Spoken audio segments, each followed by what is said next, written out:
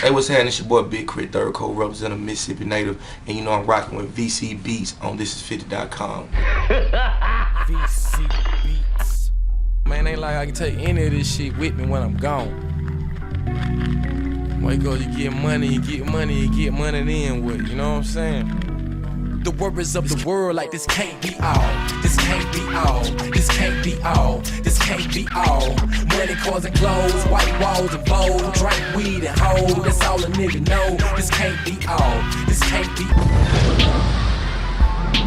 Alright, Big Krit. Recently you released the critically acclaimed Forever in the Day mixtape. Now the cover is very thought-provoking, the overall concept and the artwork. What did you do when you came up with this process for creating both the lyrics and the cover?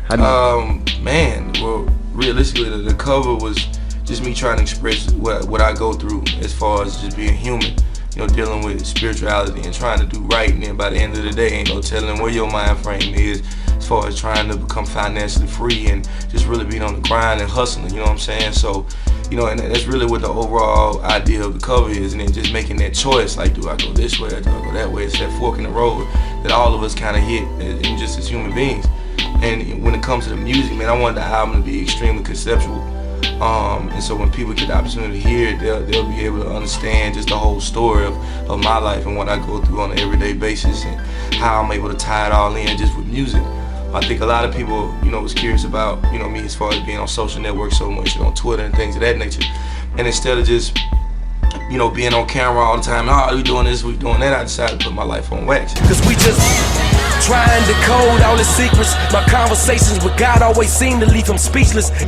In 2010, you were signed to Def Jam by Sha Money XL. Sha. What was the toughest obstacle you had to overcome in life and in the industry to get to where you are today? Oh man, the toughest obstacle, for one, was not really having the means to take care of myself at times. You know, living with, you know, people, living in hotels, sleeping on folk couches, and really just being out and about, not really 100% sure how I'm eat the next day and things of that nature. That was interesting, you know, and it seemed like every time I get to the lowest point, I think, all right, it's time for me to just go back home and pack this up.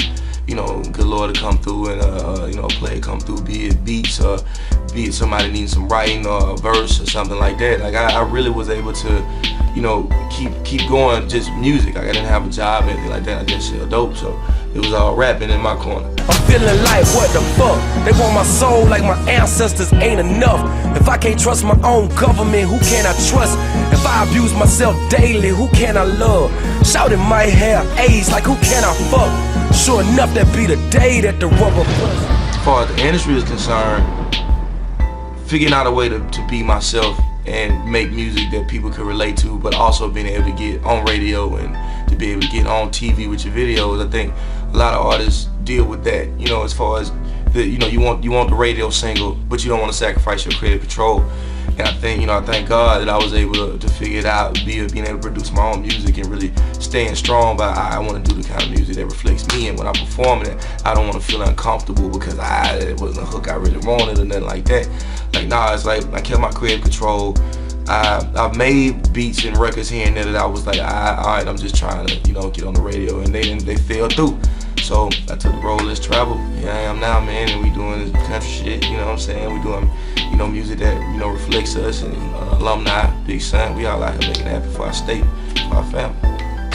Now I wanna ask you kind of a controversial question, you know what I'm saying?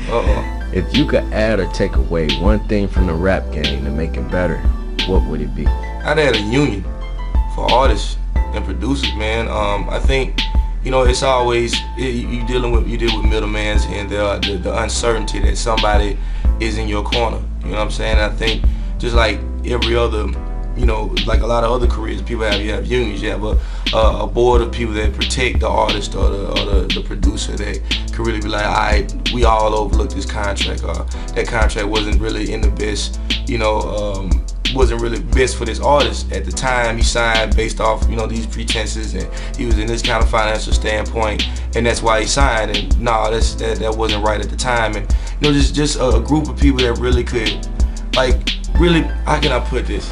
As far as showcasing what the industry is about, as far as investing in business, a lot of people have, like it's been represented in a way where you think, okay, you're gonna sign and then you're gonna get paid and then you're gonna take care of everybody. It don't work out like that. Like, they invest in you be in the red from the beginning, and there should be a group of people that really just overlook that and be like, yo, you need to do this with your money, you need to go with this business manager, and they put you in front of people that have good rapport with the rest of the label, so you're not out here just working with somebody you don't know who they are, or they was appointed to you by somebody that really ain't got your best interest. But yeah, union for artists and producers would be dope. That'd be interesting, actually.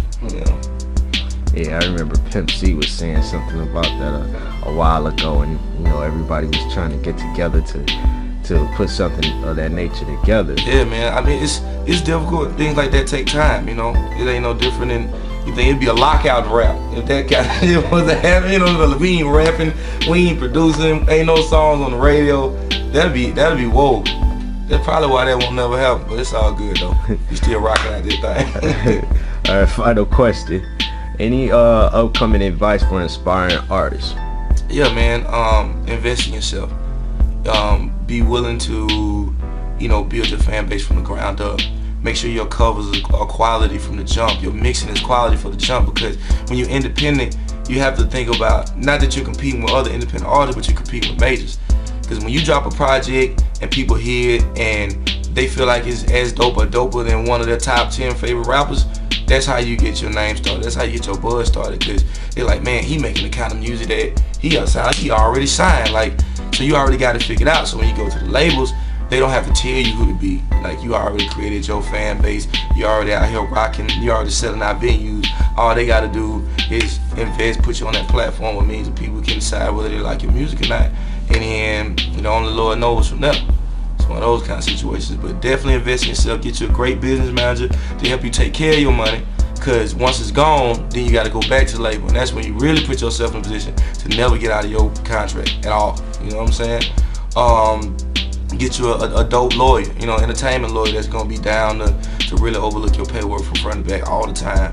And just, keep your family close, man. People that kept you grounded in the beginning, man. And just, stay focused, man. Stay prayed up. Put God first.